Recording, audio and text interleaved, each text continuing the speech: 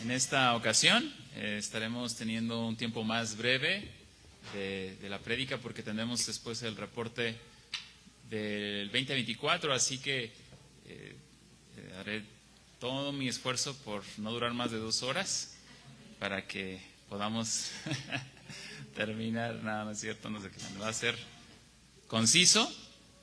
Sí, practiqué, así que yo creo que sí no rebasamos ni los 30 minutos, pero sí quisiera pues dejar bien en claro o tratar de hacer ese esfuerzo por aclarar y explicar el texto de la palabra de Dios. Estamos en la serie de Mateo y estamos justamente en el Sermón del Monte, es la serie del Sermón del Monte. El Sermón del Monte tiene 2 capítulos, bueno, más bien 3 capítulos, que es 5, 6 y 7 de Mateo. Y la idea es que podamos, a través de la lectura consecutiva, sistemática, o sea, tiene ese orden, vamos texto por texto, podamos ir teniendo más profundidad y claridad sobre lo que estamos viendo en las enseñanzas de Jesús. Así que estamos justamente en Mateo 5, versículos 43 al 48. Estamos acabando el capítulo 5, es una sección de este sermón y después estaremos avanzando con el capítulo 6. Así que les animo a leerlo. Ya nos preparamos muy bien en la predicación de la palabra cantada, pero también cuando leímos sobre este tema de lo que ¿qué quiso decir Jesús? Pero yo os digo, amarás a tu prójimo como a ti mismo, ¿verdad? Pero yo os digo, es la enseñanza del Señor. Amarás a tu prójimo y odiarás a tu enemigo. Pero yo os digo, y completamente Él radicalmente es un llamado a los hijos de su reino. Así que vamos a iniciar.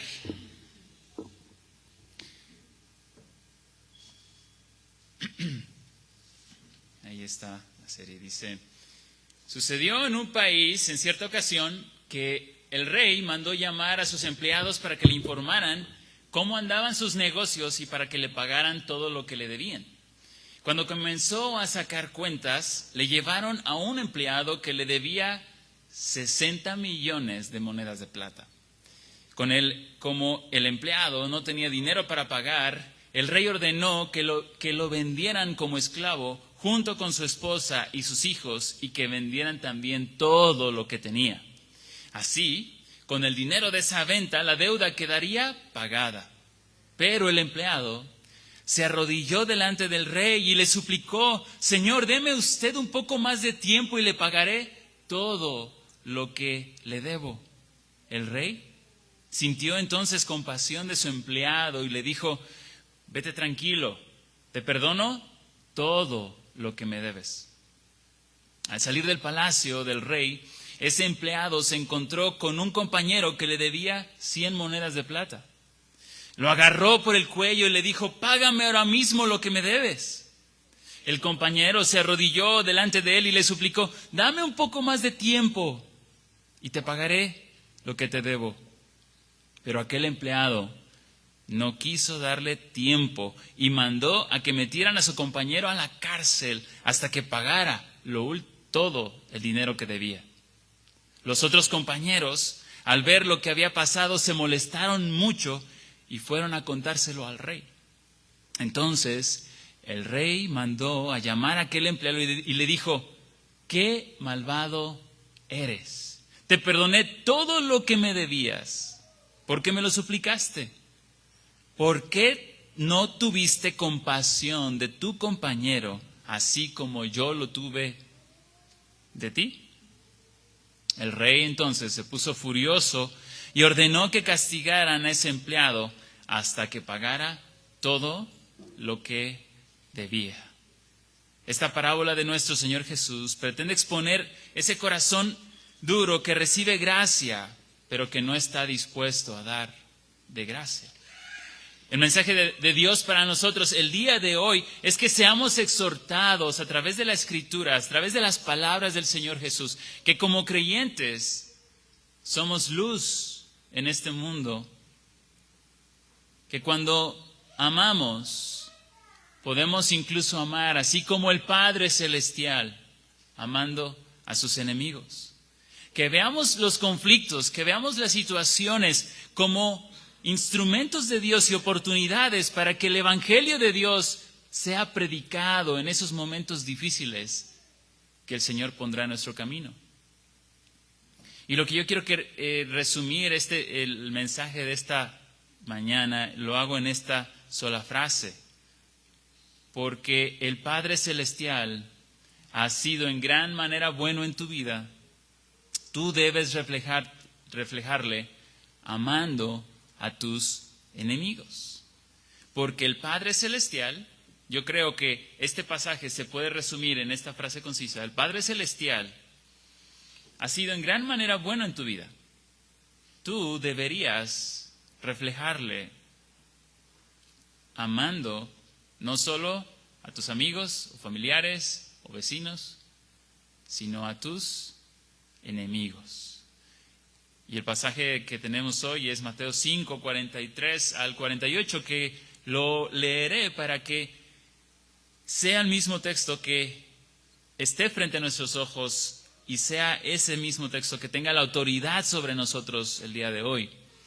Dice, ustedes han oído que se dijo, amarás a tu prójimo y odiarás a tu enemigo, pero yo les digo, amen a sus enemigos y oren por los que los persiguen, para que ustedes sean hijos de su Padre que está en los cielos, porque Él hace salir su sol sobre malos y buenos y llover sobre justos e injustos. Porque si ustedes aman a los que los aman, ¿qué recompensa tienen? ¿No hacen también lo mismo los recaudadores de impuestos? Y si saludan solamente a sus hermanos, ¿qué hacen más que otros? ¿No hacen también lo mismo los gentiles? Por tanto, sean ustedes perfectos como su Padre Celestial es perfecto. Hagamos una breve oración. Señor, en esta hora, en esta tarde, sencillamente venimos para suplicarte, Señor, como cantamos, he aquí que la presencia del Señor mora en medio de aquellos que tú salvaste.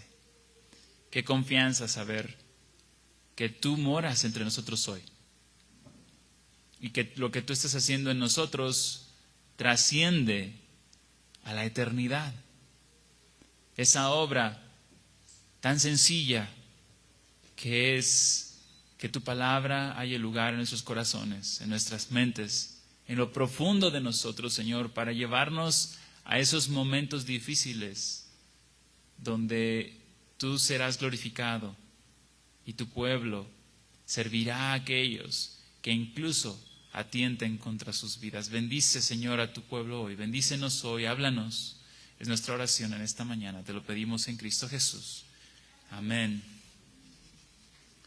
Esta es la frase que quiero que ustedes apunten o recuerden, que encierra el mensaje central. Y la verdad es que en primer lugar vamos a ver este primer punto. Son solo 2 puntos.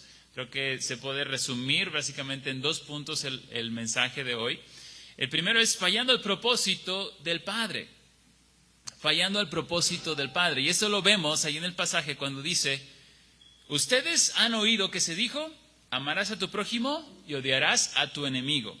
Pero cuando lees el texto, dice, pues ¿dónde dice odiar a tu enemigo? Sí veo en Levítico 19, si quieres tú anotarlo, ahí en Levítico 19 dice que amarás a tu prójimo, pero nunca dice odiarás a tu enemigo. Lo que pasaba en ese entonces es que la audiencia de Jesús entendía esta frase porque ya la tradición judía había aumentado esa cláusula pequeña que decía, odiarás a tu enemigo. En la audiencia de Jesús, ya al paso del tiempo, ya había avanzado a un punto de que su prójimo solamente eran otros judíos. No eran los gentiles, sino eran otros judíos. Y ellos tenían, con base en Deuteronomio 23, donde hay una ordenanza de Dios al pueblo de Israel a no tener misericordia con sus enemigos, los moabitas y amonitas, ahí está en Deuteronomio 23, enemigos de Israel, donde Dios les exigía no tener misericordia con ellos. Entonces, de hecho leímos la parábola del buen samaritano, Y saben que para un judío, un samaritano era alguien aborrecible, alguien a quien no podían ni dirigirle la palabra. Eran enemigos suyos, eran traicioneros, eran aquellos que no se habían preservado puros como Dios había dicho que se preservaran. Los veían con desprecio. Los judíos veían incluso a los gentiles como perros, a un nivel diferente. Ese nacionalismo judío los había invadido al punto que cuando Jesús habla de esto, y ellos no podían distinguir realmente quién era su prójimo, porque su prójimo era solamente otro judío más que de alguna manera no era directamente su familiar. Ese nacionalismo no solamente nos habla de ellos, sino la verdad es que yo he escuchado incluso a cristianos hoy en día que hablan con menosprecio. O incluso los cristianos pueden caer en ese orgullo de decir que les caiga fuego del cielo, ¿verdad? Nosotros somos el pueblo de Dios y esas personas merecen el castigo de Dios y que les caiga duro, ¿verdad?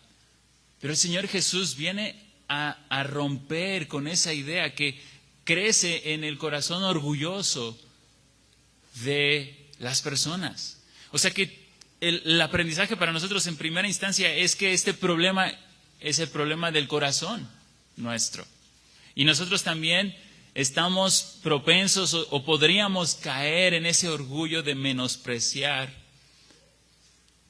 y no ver a las personas como Dios las ve. Perdemos de vista que Dios las ve así. El mismo texto que leímos dice que Dios hace llover sobre justos y justos, sobre todos. Merezcan o no lo merezcan, Dios hace salir ese sol para todos. Porque Dios es bueno, porque Dios ama incluso a sus enemigos. El pueblo entero de Israel se había desviado por completo al propósito que Dios tenía para ellos. El propósito de Israel, nos dice la Escritura, es que Israel iba a ser una nación de sacerdotes, una nación, sí, separada, pero ¿para qué? Para hacer conexión, o sea, que otras personas que estaban lejos de Dios, que no habían escuchado nada de Dios, pudieran tener conocimiento de Dios, podían conocerle. Ese era el plan de Israel. ¿Recuerda cuando, de Dios para Israel, recuerda cuando Dios toma a Abraham y le dice: en ti serán benditas todas las familias de la tierra? Dios siempre ha tenido el plan de traer a sí mismo a personas de toda lengua, tribu y nación. Eso dice Éxodo 19:6, que vosotros me seréis un reino de sacerdote y gente santa. De entender en la historia es que en el inicio, cuando Dios crea al hombre y a la mujer, dice la Biblia que los crea a imagen y semejanza de Dios. Esto podríamos pasar por algo tan importante aquí. El hecho de que Dios creara a su imagen al hombre dentro de toda la creación es que tiene implícito el propósito por el cual Dios creó al hombre. El propósito por el cual Dios creó al hombre, que es portador de la imagen de Dios, es que el hombre refleje a Dios. Sea un reflejo, sea una comunicación de cómo es Dios. Este es el propósito que tiene Dios para todo el hombre. Y esto es relevante para nosotros hoy porque cada ser humano es portador de la imagen de Dios. Y tiene ese propósito. Tiene ese propósito. Déjenme ilustrar aquí la importancia del propósito. Es como si esa taza por la mañana dice: yo quiero ser jarrón. Yo quiero ser jarrón. Quisiera poder retener las flores hermosas y que me pongan en el centro de la mesa para que otros puedan admirar las hermosas flores. Y el jarrón quiere ser taza y dice: yo quisiera gustar de esos labios humanos cálidos y de ese calientito café, pero ni el jarrón, ni el jarro sirve para hacer taza, ni la taza sirve para hacer jarrón. tú pones las flores en una taza en el centro de la mesa y las flores se van a caer porque no tiene la altura suficiente ni el diseño suficiente, porque el propósito de esa taza no es retener flores. Asimismo, el jarrón no es, aunque algunos quizá pudieran tomar café en un jarrón, pero no es el propósito de un jarrón tomar un café caliente.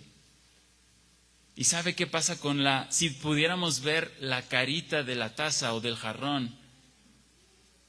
La taza solamente será feliz, plena, como dice nuestro texto, completo, perfecto, es cuando cumpla su propósito por el cual fue creada. Fue creada taza. Y cuando cumpla su función como taza, la taza va a tener, no tiene una vida una taza, pero va a tener deleite y satisfacción. Lo mismo con un jarrón y lo mismo con usted y conmigo. Fuimos creados a imagen de Dios. Llevamos la imagen de Dios. El propósito nuestro es reflejar a Dios, reflejar su bondad, reflejar su generosidad, reflejar su paciencia, reflejar su amor, reflejar a Dios como Él es realmente. Ese es el propósito por el cual Dios nos ha traído aquí. Eso lo vemos desde Génesis 3, pero también Génesis 3 nos cuenta que el pecado entró en el hombre porque el hombre dijo, yo no quiero tu plan, Dios, yo no quiero someterme a tu voluntad, yo quiero hacerlo a mi manera. Y entonces el hombre se aleja de Dios. Recuerda cuando ahí la historia nos dice que el hombre se esconde de Dios. Al escuchar la voz de Dios, dice, se esconden de Dios. Y Dios les busca y les dice, ¿quién te enseñó que estabas desnudo? ¿Verdad? El hombre ahora está dañado por el pecado y la realidad de nosotros hoy es que esa acción, ese hecho que pasó hace muchísimo tiempo en un inicio, ha afectado el que tú y yo podamos reflejar a Dios de manera plena y perfecta. No reflejamos realmente como es Él.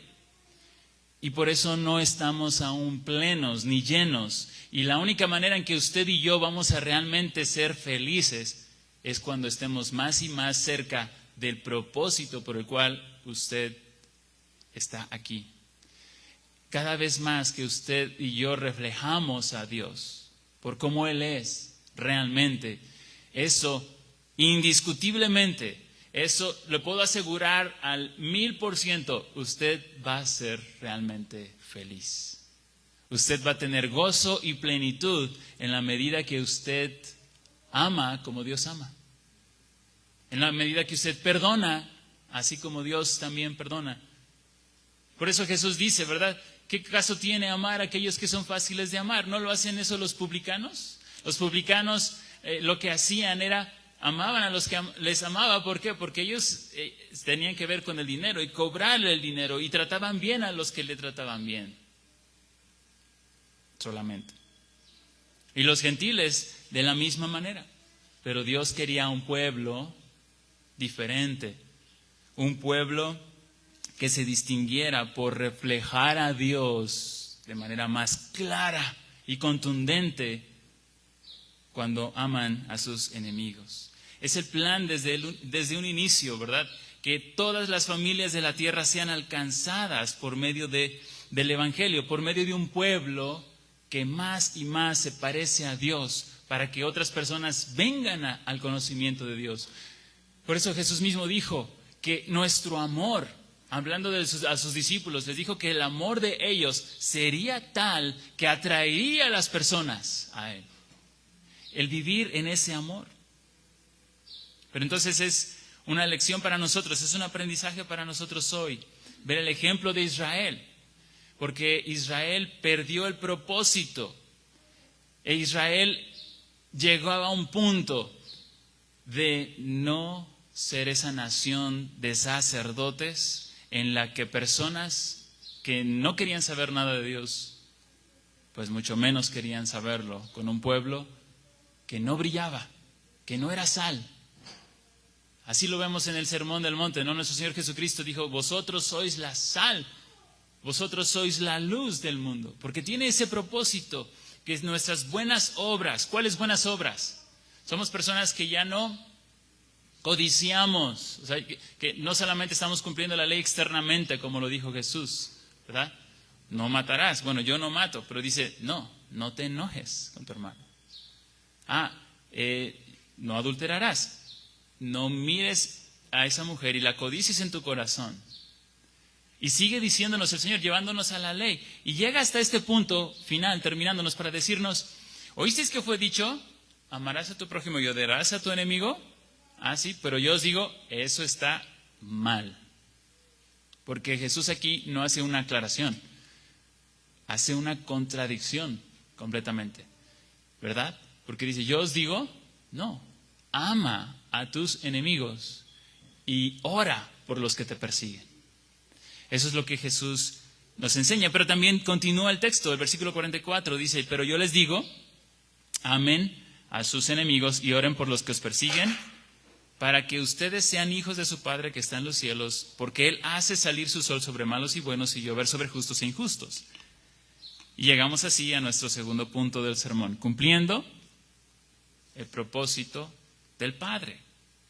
El propósito del Padre es que sus hijos brillen, que sus hijos puedan reflejar al Padre amando cuando es difícil amar, aún a nuestros enemigos. Entonces Jesús pone en contraste la falta del cumplimiento de la ley y ahora avanza en su enseñanza. O sea, lo que podríamos resumir en esta segunda parte es esto: amen y oren por sus enemigos. Si tú en verdad eres hijo del Rey, serás como el Rey. Serás alguien realmente completo, llevando a cabo el propósito por el cual te creé. Alguien que disfruta y vive cumpliendo el diseño que Dios le ha dado.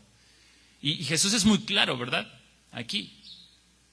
Pero yo os digo, y está claro el mandato: amen a sus enemigos y oren por los que os persiguen. Da por hecho que los hijos del reino serán perseguidos, pero que lo que espera el Rey de sus hijos es que Dios produzca en nosotros ese amor y esa compasión por aquellos que incluso nos persigan. Pero dice el texto, para que ustedes sean hijos de su Padre que está en los cielos. Ahora, aquí aclaramos lo que el texto a primera vista o a simple vista parece decirnos es, ¿tú vas a llegar a ser hijo de Dios si amas a tus enemigos? Bueno, no está diciéndonos que amar a tus enemigos te hace hijo de Dios. Eso estaría contradiciendo la gracia. Sino que el creyente está llamado a ser consciente de su realidad como hijo. O sea, lo que está diciéndonos aquí es que un verdadero hijo se evidencia porque ama no solo en lo difícil, sino en lo prácticamente imposible. Sus enemigos. Cuando Jesús contó esta historia del samaritano, ¿sabes cómo? Él estaba respondiendo una pregunta, ¿recuerdan? ¿Qué dice toda la ley? Amas al Señor tu Dios con todo tu corazón y a tu prójimo como a ti mismo. Le respondió bien. Pero la pregunta siguiente de ese judío era, ¿y quién es mi prójimo? ¿Verdad? Él se veía cumpliendo la ley. Pero Jesús le responde, ¿quién es su prójimo? ¿Quién es su prójimo? Aquel que para nada él le dirigiría la palabra, que quizá incluso le costaría ser desacreditado dentro del pueblo. Y Jesús le responde con esta historia del buen samaritano. Era chocante para él. Pero este judío creía que estaba cumpliendo la ley, amando a Dios y amando al prójimo, y viendo al prójimo aquellos que eran fáciles de amar. Pero Jesús rompe con esta idea que tenía este judío y le dice, no, tú debes ser como este samaritano. ¿Cómo que voy a ser como un samaritano? O sea, no, nosotros somos los judíos, ¿no? Eso era lo que en su corazón seguramente podía protestar. Pero esta es la enseñanza de Jesús. La Nueva Traducción Viviente lo traduce de esta manera. Dice, de esa manera estarás actuando como un verdadero hijo de tu Padre, que está en el cielo, pues Él da la luz de su sol tanto a malos como a buenos y envía la lluvia sobre los justos y los injustos por igual. O sea, lo que está enfatizando este texto no es que llegas a ser hijo de Dios amando a los enemigos, sino que estás actuando como un verdadero hijo del Padre que está en el cielo, porque Él ama a las personas que incluso no lo merecen. Y esto es central en el Evangelio de la gracia, ¿no? Nosotros que hemos ahora visto, nuestros ojos han sido abiertos para ver que éramos enemigos de Dios. Nosotros no estábamos del lado de Dios, estábamos como ahí pasivamente. Dice Efesios 2 que éramos contrarios. Dice Romanos 1:18 que la ira de Dios se revela desde el cielo contra toda impiedad e injusticia de los hombres. Nosotros estábamos en ese lugar. Nosotros éramos personas extraviadas, personas que no queríamos saber nada de Dios. Y no hubo nada en nosotros para que alzáramos nuestros ojos a ver a Dios, sino fue su pura gracia que nos atrajo a Él. Fue su amor lo que nos trajo con paciencia. Hemos recibido, al igual que esta historia de este siervo malvado, ahí en el inicio cuando iniciamos el sermón, ¿verdad? ¿Qué hizo este siervo malvado? Se le fue perdonada una deuda enorme, impagable. 60 millones de monedas de plata era una exageración, era decir, era una deuda que impagable, ni con venderles, ni con vender a su familia, ni con vender sus bienes la iba a pagar. Pero era lo que él merecía. Sin embargo, dice, incluso el texto es muy intencional de decirnos que saliendo apenas de ahí, ve a su otro compañero que le debía 100 monedas de plata. ¿Y qué hizo esta persona? Ni siquiera lo estaba ahorcando, ni siquiera el rey lo trató así. Y esta persona ya lo estaba ahorcando, diciéndole, págame. Y como no le pagó, lo mandó a la cárcel. Esta es una parábola del Señor Jesús para nuevamente recordarnos a usted y a mí el día de hoy que debido a la gracia que hemos recibido de parte de nuestro Dios, todo lo que tenemos ha sido de gracia. Pensemos por un momento, cada día, sin faltar uno solo de su vida y de mi vida, Dios ha hecho salir ese sol y lo ha hecho bajarse. Usted y yo no merecemos ese sol que con poder el sol hace que las cosas crezcan, que haya vida, que las cosas sucedan. Y quien hace salir ese sol cada mañana para ti y para mí es un Dios bueno en gran manera.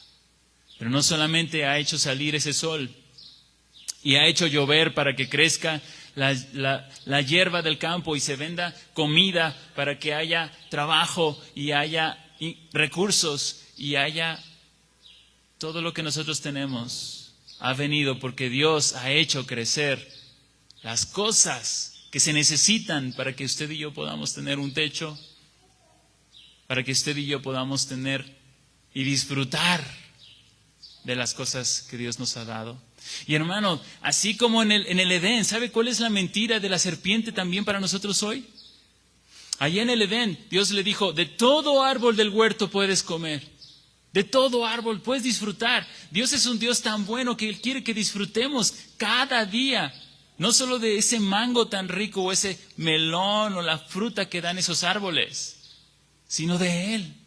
Cada vez que muerdes ese mango o esa fruta, debe de estarte apuntando a aquel que es la única persona que puede realmente llenarte y satisfacerte.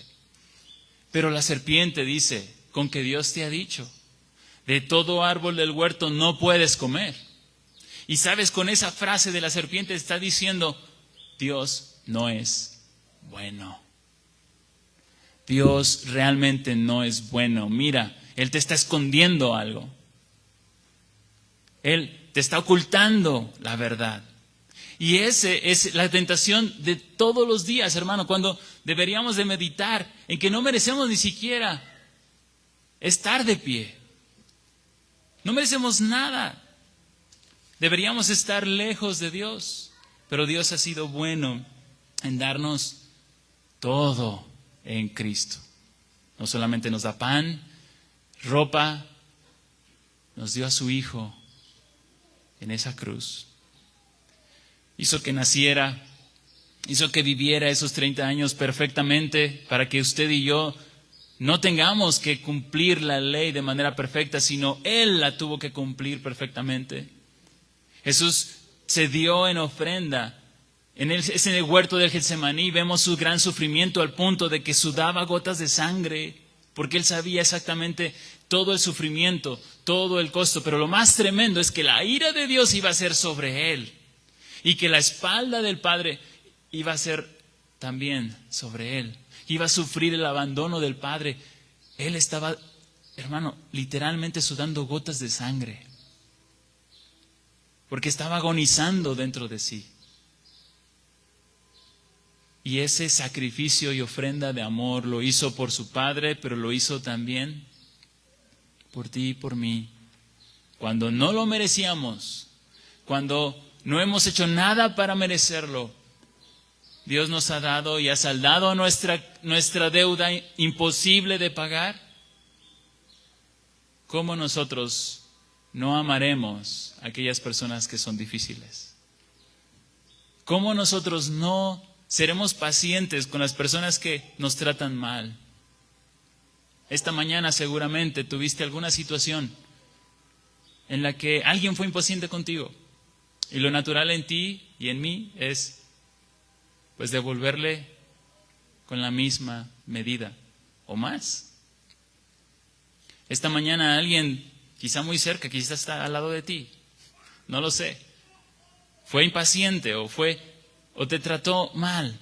Es en esos momentos triviales, sencillos, que parecen triviales, que no lo son. Son los momentos en que el Evangelio resplandece, controla. Dice 2 Corintios 5:14. Vamos ahí, 2 Corintios 5:14. Dice que el amor de Cristo nos constriñe, nos controla. Dice, porque el amor de Cristo nos controla. Pensando en esto, cambiando nuestra manera de pensar. ¿Cuál es lo que quiere cambiarnos el Señor? Que si uno murió por todos, luego todos murieron. Y por todos murió para que los que viven ya no vivan para sí, sino para aquel que murió y resucitó por ellos. Para que los que vivan ya no vivan para sí, sino para quién. Para aquel que murió por mí.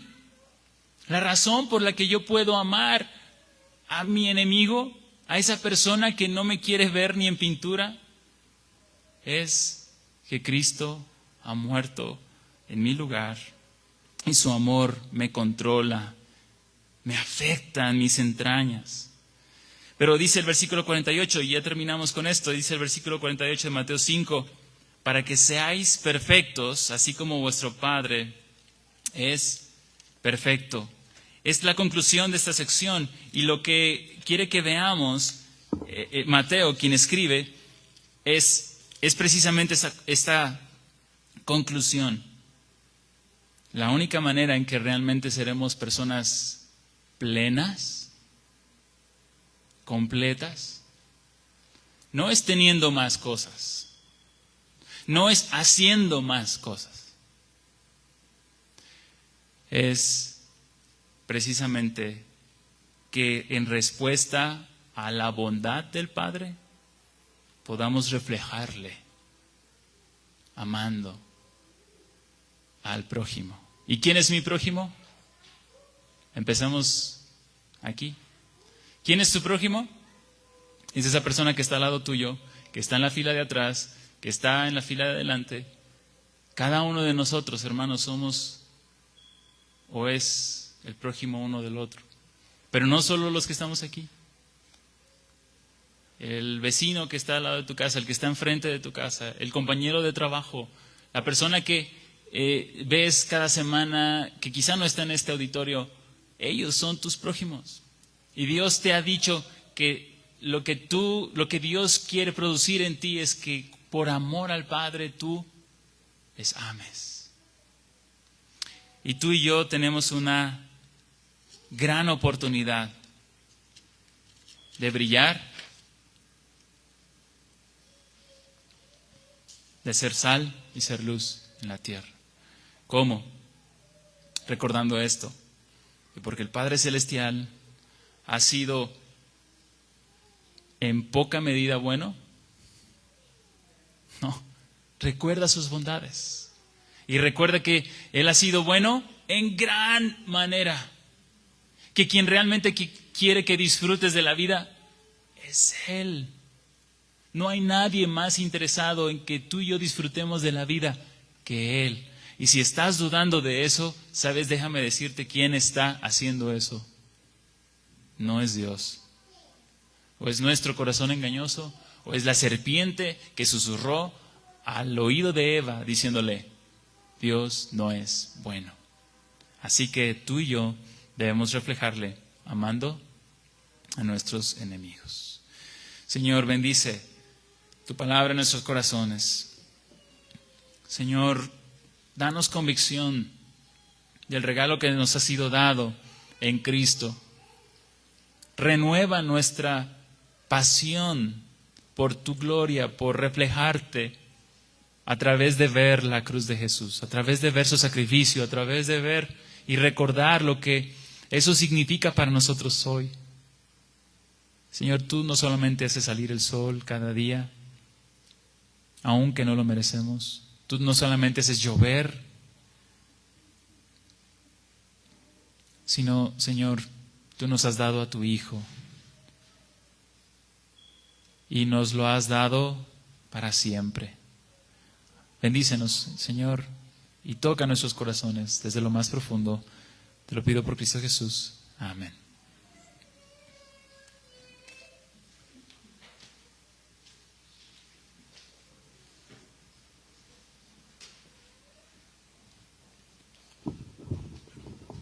Bueno, sin duda, grandes enseñanzas y bueno, Dios de alguna forma hoy mostrándonos lo importante que es el amor al prójimo y de alguna forma también el vivir agradecidos, el vivir con gozo. Si ustedes recuerdan los frutos del Espíritu, ¿cuáles son? A ver quién me los dice. El fruto del Espíritu es gozo, ¿sí? O sea, tenemos que tener gozo, tenemos que tener amor, paz, paciencia, y todo eso es lo mismo, todo eso se ve reflejado en el amor y en nuestra actitud hacia el prójimo. Ahora, este gozo, amor, paz, paciencia, pues no brotan así como por generación espontánea, o sea, no es como que, pues ya saben, o sea, implica pues el hecho de que Dios esté trabajando en nuestra vida, ¿no?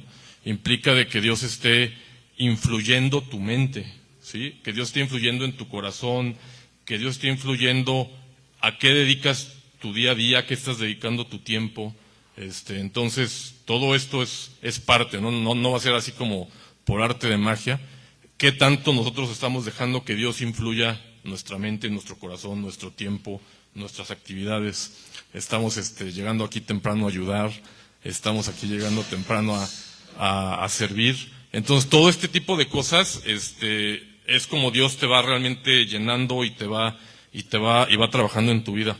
Ayer, fíjense que ayer en la tarde precisamente tuvimos nuestra primera invitación a una fiesta de niños, una fiesta infantil.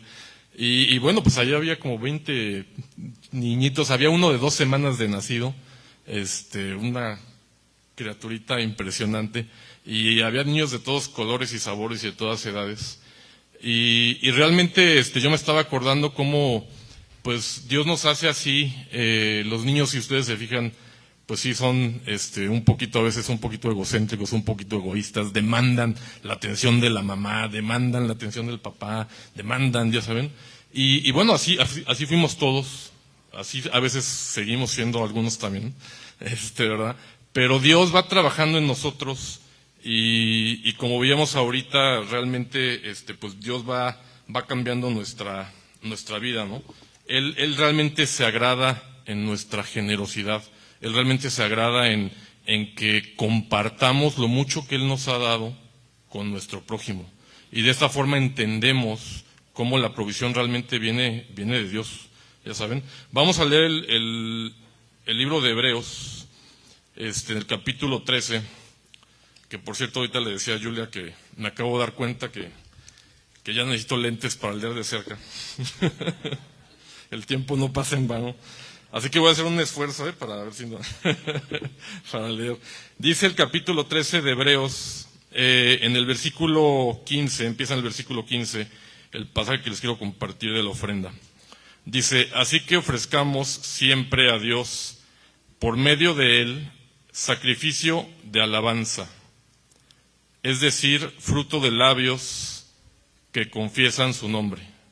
Aquí empieza el pasaje a exhortarnos, a pedirnos, pues sí, que compartamos de Dios. O sea, pasa el tiempo y a veces no le hablamos de Dios a nadie, y realmente esa es una de las primeras o de las principales misiones por las cuales Dios nos dejó aquí. Ustedes recuerdan precisamente cuando Jesús es ascendido, el último mandamiento, la gran comisión que nos deja es vayan y hagan discípulos, ¿sí? Entonces, aquí nuevamente diciéndonos lo importante que es el fruto de labios, dice que confiesa su nombre, ¿no? Esa es una gran parte, ¿no? Aquí en Efesios 13. Y luego el 16 dice, y de hacer el bien y de la ayuda, aquí es donde ya no veo, y de hacer bien y de ayuda mutua, no os olvidéis, porque de estos sacrificios se agrada a Dios, ¿sí? O sea, de la ayuda mutua, del compartir lo que realmente Dios, lo mucho que Él nos ha dado, y realmente eso es lo que quiere pues Dios ir haciendo en nosotros, no quedarnos pues como esos niños, ¿no? Que esto es mío y esto es mío, ya saben. Al contrario, ¿no? Dios quiere que realmente amemos a nuestro prójimo, y una forma de amar al prójimo pues también es siendo generosos con lo poco que Dios nos ha dado, o con un poquito más que Dios nos ha dado, pero el punto es la actitud en tu corazón. Eso es no cuánto, sino la actitud en tu corazón, y creo que todos tenemos algo para ayudar a alguien, ya saben. Puede ser a través de una oración, o sea, es que voy a orar por ti. Puede ser a través de, oye, yo tengo una charla en mi casa, llévate la mía. Ya sabes, puede ser mil cosas, ¿no? Que Dios puede ir ahí poniendo en nuestros corazones. Pero bueno, vamos a orar. Gracias, Padre, por esta mañana, por este estudio y esta enseñanza que tú nos compartes, pues de amar a nuestros prójimos, Señor, de realmente ser esa luz en este mundo, en donde tú nos has puesto, Dios, ya sea en la escuela, en la universidad, en el trabajo, con nuestros vecinos, Señor, en el gimnasio, en donde estemos, pues tú ayúdanos a hacer esa luz, Señor, a ser esa persona, Señor, gozosa, agradecida, y que siempre esté dispuesta a ayudar, Señor, a dar. Ayúdanos también, Padre, pues a compartir de lo poco, de lo mucho que tú nos has dado, Señor, que tú pues nos diste pues realmente la vida de tu Hijo, Señor, que no hay un regalo, Señor, más grande que podamos tener en esta vida que el conocerte. Ayúdanos a compartirlo, Señor, ayúdanos a compartir pues de tu evangelio con las personas que están a nuestro alrededor. Y Padre, pues te pedimos todo esto, Señor, lo ponemos en tus manos, en el nombre de Cristo Jesús. Amén. Bueno, aquí está también la cuenta, por si alguien quiere también tomarle una foto, si quieres hacer alguna transferencia electrónica. Y bueno, vamos a pasar el día de hoy a lo que es el informe anual 2024.